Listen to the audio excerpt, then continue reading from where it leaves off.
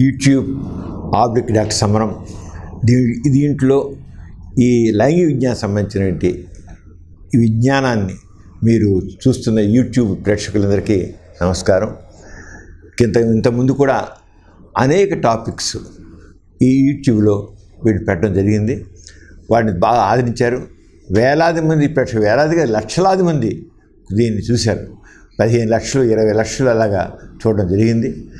అంత ఇదిగా దీన్ని ఆదరిస్తున్న ప్రేక్షకులందరికీ ముందుగా నేను మనసారా అభినందనలు తెలియజేస్తున్నాను.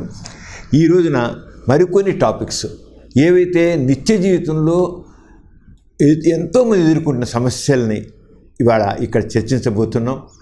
మీరు చూసి దీనికి సంబంధించి ఇంకా వివరణ కావాల్సి ఉంటే మీరు తప్పకుండా దానికి సంబంధించి మీరు మా వివరాలు ఈమెయిల్లో పంపించండి.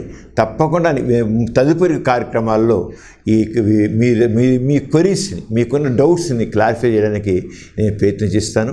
మరోసారి మీకు అభినందన తెలియజేస్తూ ఇప్పుడు మన సబ్జెక్టులోకి వెళ్దాం.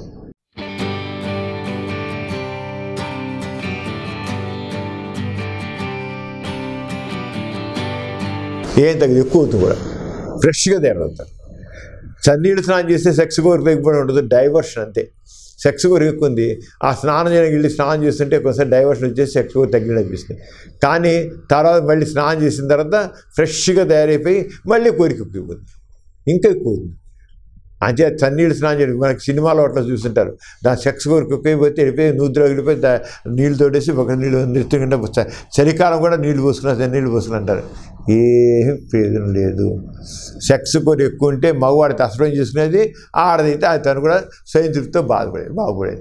అప్పుడు ఎప్పుడైతే రిలీఫ్ వచ్చేస్తుందో హ్యాపీగా ఉండదు. తప్పేంటండి? ఎందుకని బయటపోయి చన్నీళ్ళు తిమ్మేసుకోవడం ఎందుకని అవసరం లేదు. ఎందుకు చేయాలి? దానిలో ప్రయోజనం లేదు. అది కూడా అస్త్రమేం చేయాలి, తప్పేంటి? చేసుకోనండి. సెక్స్లో పాల్గొనడానికి అవకాశం లేదు, అస్త్రమేం చేయండి. స్వయం ఆడవాడైతే వాళ్ళు ఏందో ఒరిపించేసి అక్కడ ఒక relief పొందమనండి.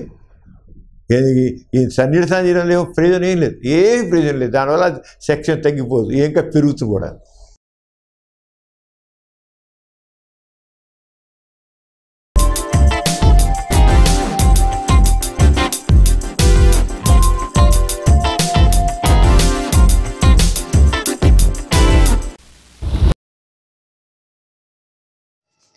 Please subscribe for more videos.